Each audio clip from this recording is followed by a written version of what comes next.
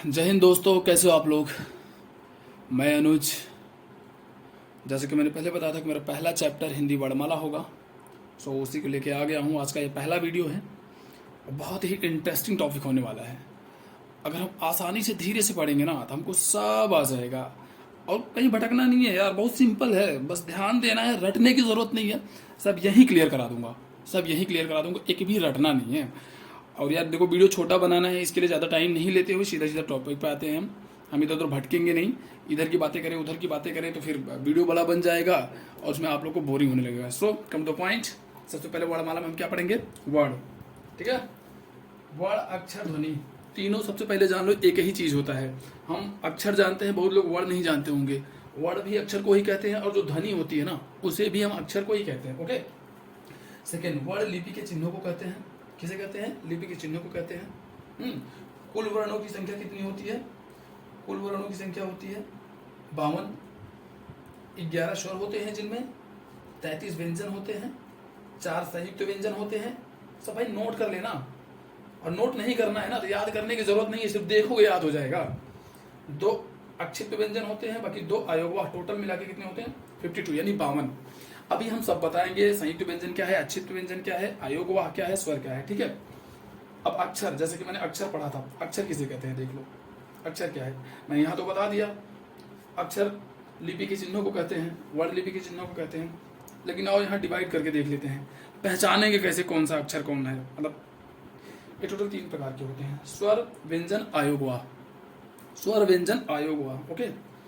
स्वर किसे कहते हैं? जो वर्ण स्वतंत्र रूप से बोले जाए उन्हें हम स्वर कहते हैं। सिंपल है, जो वर्ण जो अक्षर फ्रीली यानी स्वतंत्र रूप से बोले जाते हैं उन्हें हम स्वर कहते हैं। बाकी व्यंजन किसे कहते हैं? जिन्हें बोलने के लिए स्वरों की आवश्यकता होती है। अब व्यंजन हम उसे कहते हैं जो स्वरों का सहारा लेता है, जो हमारे स्वर हैं उनका सहारा लेता है, उसे हम व्यंजन कहते हैं। ठीक है, बहुत सिंपल है भाई। जो फ्रीली बोले जाएं, जिनमें जो स्वतंत्र रूप से हों उन्हें स्वर कहते हैं। बाकी जिन्हें बोलने के लिए स्वरों की आवश्यकता होती है उन्हें हम व्यंजन कहते हैं। बाकी जहां न तो स्वर न ही व्यंजन, दोनों का प्रयोग न हो, उपयोग न हो, उन्हें हम आयोगवाह कहते हैं। जैसे अंग अह, यहाँ न तो स्वर की इस्तेमाल हुआ है न ही व्यंजन का इस्तेमाल हुआ है। जिससे अंग क्या है? अ के ऊपर एक बिंदी होती है, अनुस्वार बोलते हैं। बहुत लोग जानते होंगे, बहुत लोग नहीं जानते होंगे। बाकी अ के पीछे 2 बिंदी होती है, उसे विसर्ग कहते हैं। ठीक है, कंप्लीटली बहुत सिंपल है यार, देखते चलोगे आ जाएगा। ठीक है। स्वर कौन कौन से होते हैं देख लेते हैं। अ आ इ ई उ ऊ ए ऐ ओ औ हमने बचपन में पढ़ा था ना, और इसके बगल में हमने अंग अह भी पढ़ा था, लेकिन वो अलग स्वर है, मतलब वो अयोगवाह है। ठीक है, अलग अक्षर है, इसके लिए यहाँ पे मैंने इसको ऐड नहीं किया। अब लिखने के आधार पर स्वरों की संख्या कितनी है? 11। याद रखना, लिखने के आधार पर हम 11 लिखते हैं, क्योंकि उन सबको भी ऐड कर देते हैं ना। बाकी अर्थ के आधार पे 10, जैसा कि अर्थ के आधार पे यही 10 है। 1 2 3 4 5 6 7 8 9 10। ठीक है। उत्पत्ति के आधार पे 3 होता है। कौन कौन सा होता है? हस्व, दीर्घ, प्लुत। मतलब हस्व स्वर, दीर्घ स्वर और प्लुत स्वर। अभी बताएंगे कि हम प्लुत स्वर किसे कहते हैं, दीर्घ स्वर किसे कहते हैं, हस्व स्वर किसे कहते हैं। ओके। जिह्वा के आधार पे, मतलब जिह्वा मतलब जीभ होती है। ठीक है, हिंदी का शब्द है जिह्वा। जिह्वा मतलब जीभ होती है। जिह्वा के आधार पर कितने स्वर होते हैं? 3। अग्र, मध्य, पस। कितने होते हैं? 3। अग्र स्वर, मध्य स्वर और पश्च स्वर। ओके। अब मुख खुलने के आधार पर, मुख खुलना मतलब मुंह, माउथ मतलब ओपन माउथ के आधार पर, जिसे मुख खुलना कहते हैं, उसके आधार पर 4 होते हैं। याद रखना: समवृत्त, अर्धसमवृत्त, विवृत्त अर्थ। समवृत्त, अर्धसमवृत्त, विवृत्त अर्थ। ठीक है, सब एक एक क्लियर करूंगा और कहीं भटकना नहीं है, यही सब याद हो जाएगा, रटने की भी जरूरत नहीं पड़ेगी, देख के याद हो जाएगा। ठीक है, एग्जाम में बैठोगे ऐसे मार दोगे। और यही सबसे आता है। अयोगवाह किसे कहते हैं, विसर्ग को क्या होगा, मतलब एग्जाम्स में ऐसे ही आते हैं भाई। अभी तुम लेखपाल लोकपाल के एग्जाम में बैठो, देखो ऐसे ही आएंगे। स्वर कितने होते हैं, व्यंजन कितने होते हैं, इसमें स्वर कौन सा, इसमें व्यंजन कौन सा है। ठीक है। बाकी होठों के आधार पे एक लास्ट बचा हुआ है। होठों के आधार पे 2 होते हैं, वृत्तमुखी, आवृत्तमुखी। ठीक है, कितने होते हैं? वृत्तमुखी, आवृत्तमुखी। ठीक है। अब यहां आ जाओ, देख लेते हैं स्वरों के प्रकार। स्वर कितने प्रकार के होते हैं। अभी हम स्वर ही पढ़ रहे हैं। स्वर कितने प्रकार के होते हैं यहाँ देख लेते हैं। उत्पत्ति के आधार पे 3 भागों में इन्हें बांटा गया है। ठीक है, कितने भागों में? 3 भागों में इन्हें बांटा गया है उत्पत्ति के आधार पे। कौन कौन सा? ह्रस्व स्वर, दीर्घ स्वर, प्लुत स्वर। मतलब ह्रस्व को ही हम लघु कहते हैं या मूल कहते हैं। ठीक है, ह्रस्व स्वर को ही हम लघु कहते हैं, मूल कहते हैं। बाकी दीर्घ स्वर जो होता है इसे गुरु कहते हैं, संधि कहते हैं। इसी को ही अगर पूछो गुरु स्वर कौन है तो हम उसको दीर्घ से अलग नहीं करेंगे। दीर्घ, गुरु, संधि एक ही है। ह्रस्व, लघु, मूल एक ही है। परीक्षा में इसे कंफ्यूज करने के लिए लघु दे देगा तो आप कहोगे यार लघु क्या है, तो इसीलिए मैंने तीनों लिख दिया है। ह्रस्व, लघु, मूल, ठीक है, दीर्घ, गुरु, संधि, बाकी प्लुत स्वर अंततः। ठीक है, अंत में क्या है? प्लुत स्वर। अब ह्रस्व स्वर किसे कहते हैं, मतलब कौन कौन से होते हैं? ह्रस्व में कौन कौन सा आएगा? ह्रस्व, लघु, मूल में कौन कौन सा आएगा? अ, ई, उ, री, मतलब जो छोटी मात्राएं हैं जिन पे हम किसी और मात्राओं का इस्तेमाल नहीं किया, जिसे कहते हैं छोटा। हमने बचपन में पढ़ा ना आ, ई में कि छोटा, उ बड़ा हो गया, तो यहाँ पे क्या है? छोटा है। अ छोटा है, आ बड़ा है। तो यहाँ पे हम मात्रा का इस्तेमाल जिसमें नहीं किए हैं वो हमारा क्या हो जाएगा? ह्रस्व, लघु, मूल। मतलब ह्रस्व मतलब, लघु मतलब तो जानते हो आप लोग, लघु मतलब छोटा होता है, एकदम छोटा, तो उसी आधार पे है। ह्रस्व मतलब भी छोटा होता है, उसी आधार पे समझ लो। ठीक है, अब दीर्घ मतलब कहते हैं बहुत दीर्घ वृत्ति है यार, दीर्घ दृष्टि है। हाँ, दीर्घ मतलब बड़ा, गुरु, संधि। तो अब ये देखो इसका आ मात्रा लग गया। ई मतलब ई बड़ा वाला। उ बड़ा वाला आ गया। ए दोनों बड़े में ही है।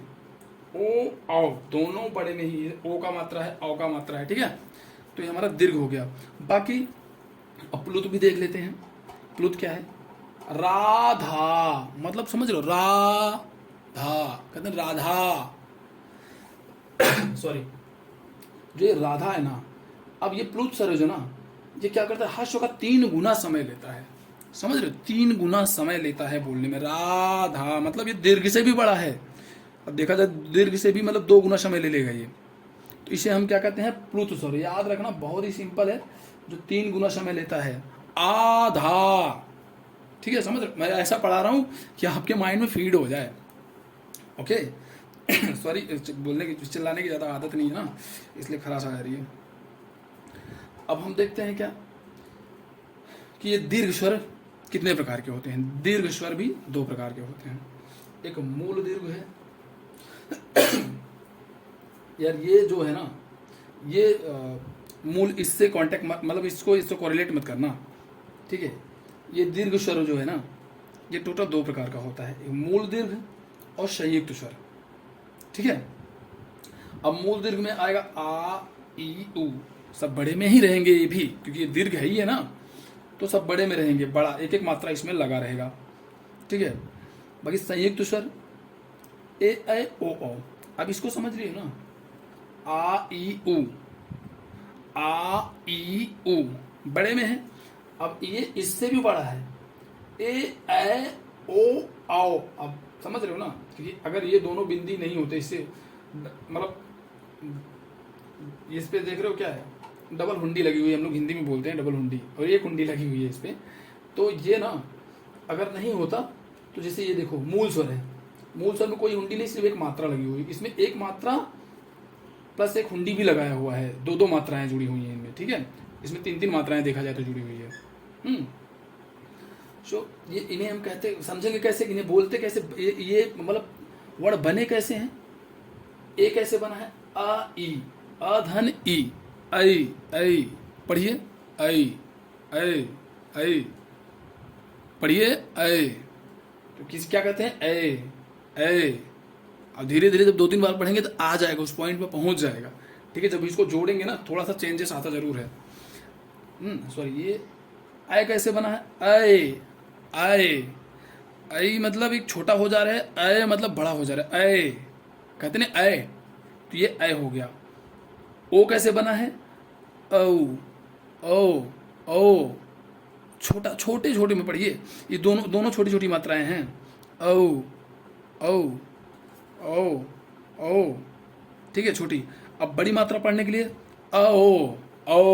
ओ समझ रहे हो, मैं यार इस तरीके से पढ़ा रहा हूँ ना ताकि आप भी मेरी तरह ही रिपीट करें और सब माइंड में फीड हो जाए कि वर्ड बने कैसे हैं। ओ ठीक है, तो अभी हमारा बचा क्या है, प्लुत स्वर बचा है।